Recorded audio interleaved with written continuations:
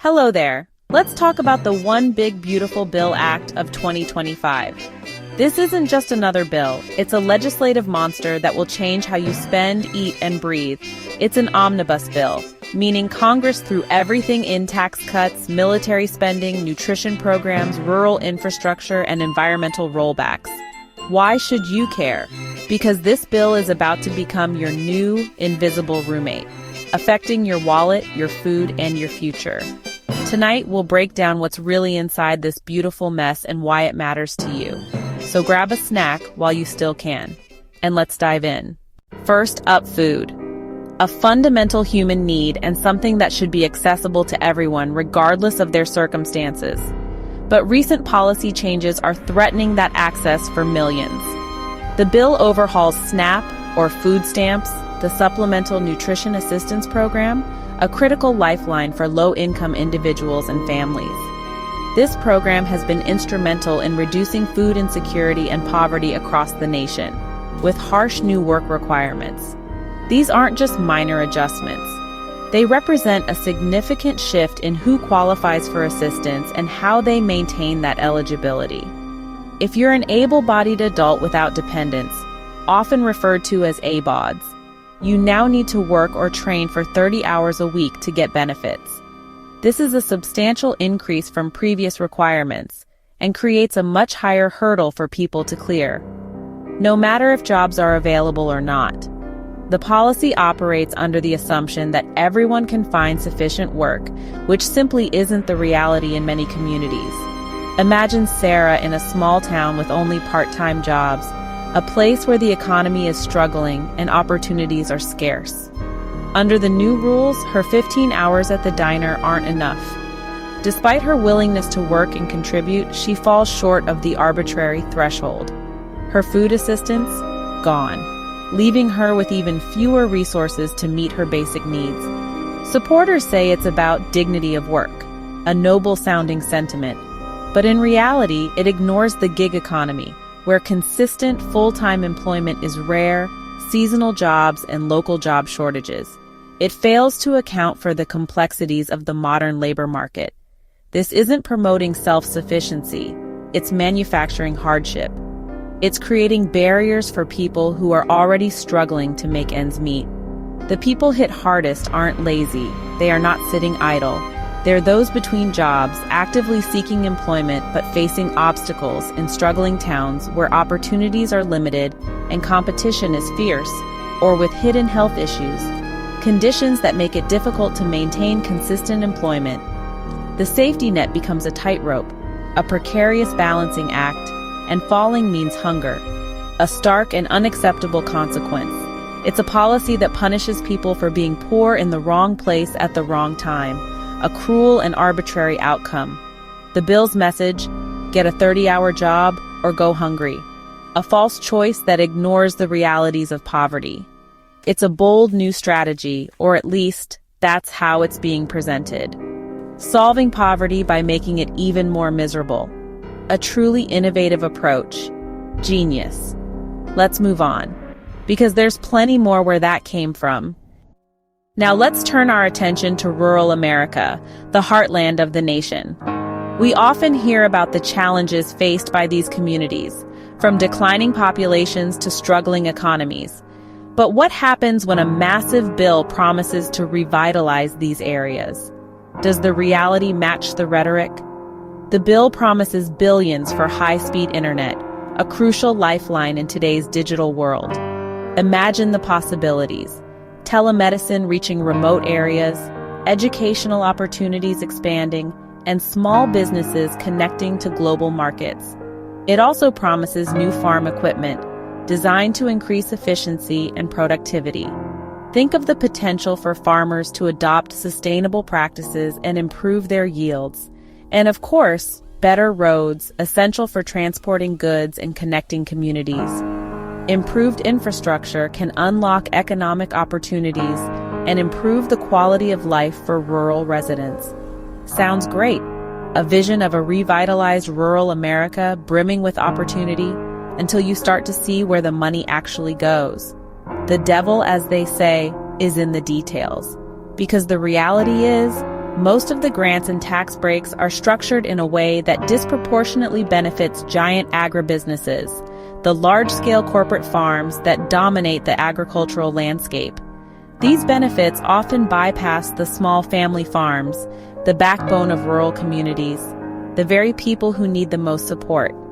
These are the farms that have been passed down through generations, the farms that embody the spirit of rural America. So, big farms get access to cutting-edge technology like self-driving tractors, equipped with the latest sensors and GPS systems, further increasing their efficiency and profitability. Meanwhile, Dave, the small farmer down the road, is struggling to make ends meet and can't even afford to fix his old combine, a vital piece of equipment for harvesting his crops. He's stuck with outdated machinery, limiting his ability to compete. And what about the broadband rollout, the promise of high-speed internet for all? Well, the funds are primarily channeled to private internet companies, large corporations with their own profit motives. And there are often few requirements in place to ensure that these companies keep prices low or provide coverage to everyone, especially in the most remote and underserved areas. This creates a digital divide, further isolating rural communities.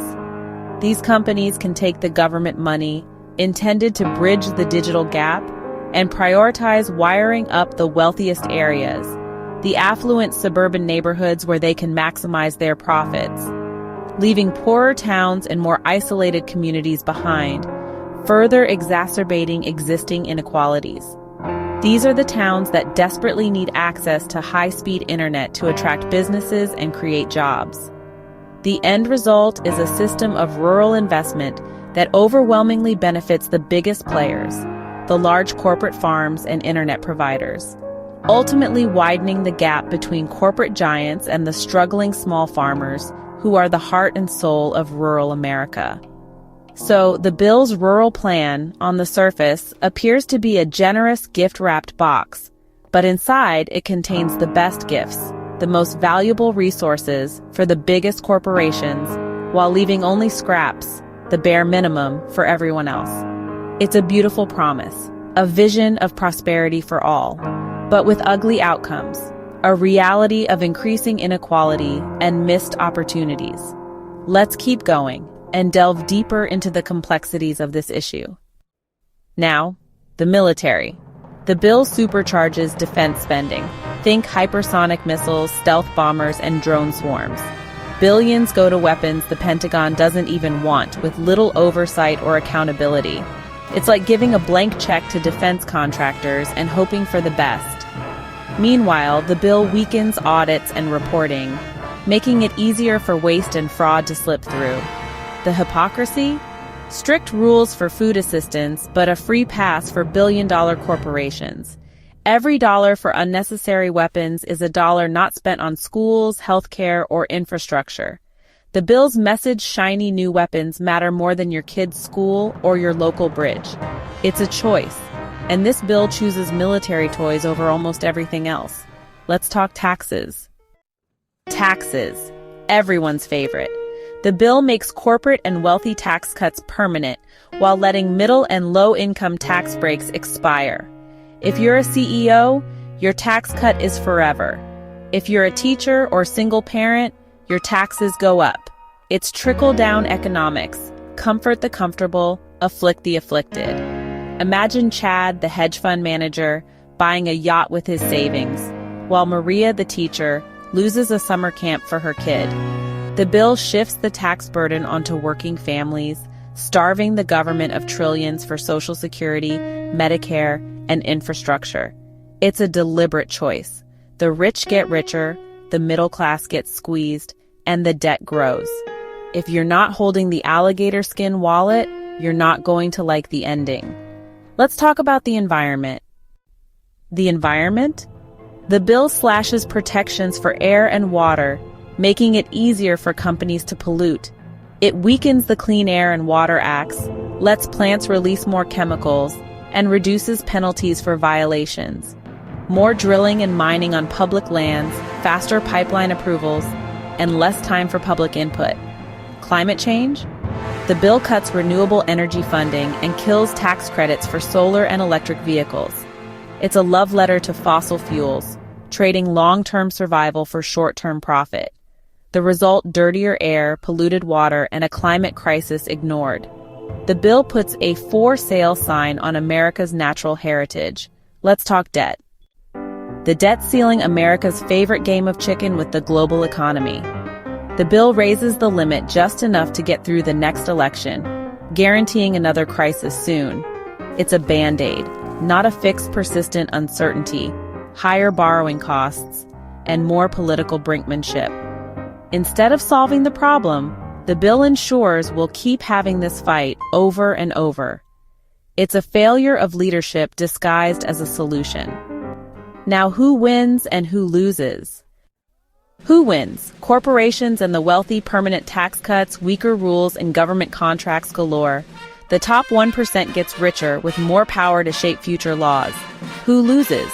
Low-income families with stricter SNAP rules and less support. The environment, with protections gutted and pollution rising. The middle class, with higher taxes and a bigger share of the national debt. The bill's winners are few, but their victory is huge. The losers, most Americans, and the planet itself. Let's wrap up. So what does the One Big Beautiful Bill Act really mean for you, the average person just trying to make ends meet? What are the tangible effects on your daily life, your family's future, and the community around you?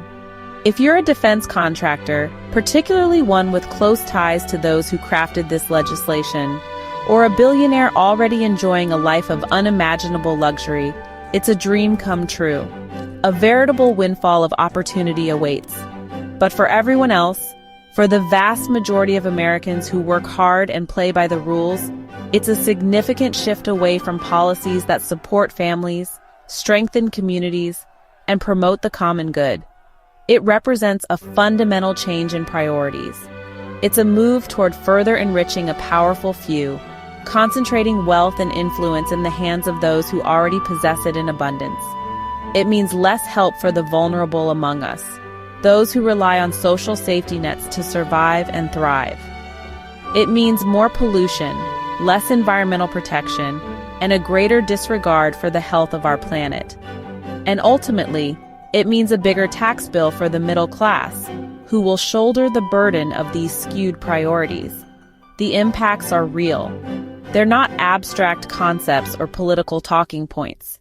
It means less food assistance for families struggling to put food on the table, struggling small farmers facing even greater financial hardship, higher taxes squeezing already tight household budgets, and dirtier air and water impacting the health of our communities. The bill is a mirror, a stark reflection, reflecting a nation that increasingly prioritizes corporate welfare and the accumulation of wealth at the top over the well-being and prosperity of its own people. This didn't just happen. It was a deliberate choice, a conscious decision made by those in power. And it's a choice we'll all live with for a long time, shaping our society and impacting future generations. Now, if you'll excuse me, I desperately need to watch that cat play the piano. It's far less depressing and, frankly, a much-needed dose of levity after all of this.